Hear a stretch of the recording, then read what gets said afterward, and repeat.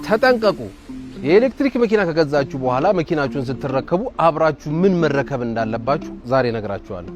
በመጀመሪያ ደረጃ ስለ ቻርጀር እናወራ። ቻርጀር ስንረከብ ምን አይነት ቻርጀር መረከብ አለብን የሚለውን ላሳያችሁ። ሌቭል 1 እና ሌቭል 2 ቻርጀሮችን መረከብ መርሳት የለብንም። ሌቭል 1 ማለት የትኛው ነው? ይሄ ከባግ ጋር የሚመጣው ሆኖ ፖርተብል፣ በተለምዶ ስሙ ፖርተብል የሚባለውን ቻርጀር ይሄንን መረከብ አለብን ማለት ነው። እንደምታዩት ይሄን ፖርተብል የሆነውን ቻርጀር መረከብ ግድ ይለናል። አንደኛው ይሄ ነው፣ ሌቭል 1 የሚባለው ቻርጀር ታይፕ ይሄ ነው። ሁለተኛው ደግሞ ሌቭል 2 የሚባለው ወይም ይሄ ዎል ማውንትዱ ቻርጀር መረከብ ይኖርብናል ማለት ነው። ይሄን ስንረከብ ሌላ ማረጋገጥ ያለብን ነገር አብሮት ምን አለው? ካርድ አለው፣ ማስነሻው ካርድ አለው። ሁለት ካርድ አብሮት አለው።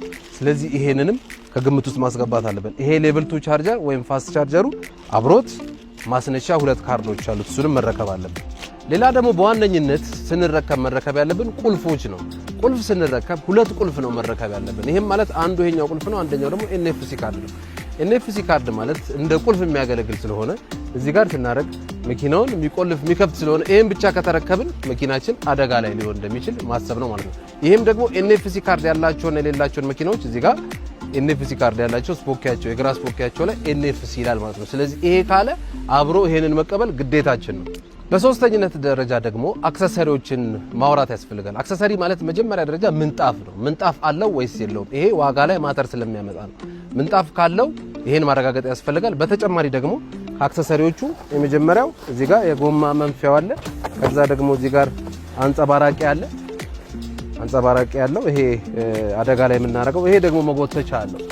ፊት ላይ የሚገጠመው መጎተቻ አለ።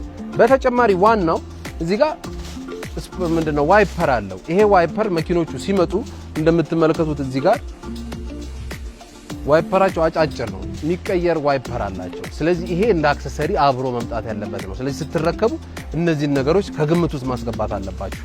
ስለዚህ መኪናዎቹን ስትረከቡ ከላይ የተጠቀሱትን ነገሮች መረከባችሁን አትርሱ። አብረው ከመኪናው ጋር የሚመጡ ነገሮች ስለሆኑ ስለዚህ ይሄ መረጃ እንዲደርስ ላይክ እና ሼር ማድረግ አትርሱ። እንዲሁም ደግሞ መረጃ በነፃ እንዲደርሳችሁ ፎሎ ማድረግ አይረሳ። ከማሜኒምቦ ጋር ኮላብሬት ያደረግነው በምክንያት ነው። ኢምፓክት እየፈጠረን እንገኛለን። ስለ ኤሌክትሪክ መኪና ማወቅ የምትፈልጉትን የትኛውንም አይነት ነገሮች እዚህ ጎተራ ፔፕሲው አጠገብ በሚገኘው ኢቪያባችን መታችሁ የምትፈልጉትን ነገሮች ማግኘት ትችላላችሁ። ይመቻችሁ።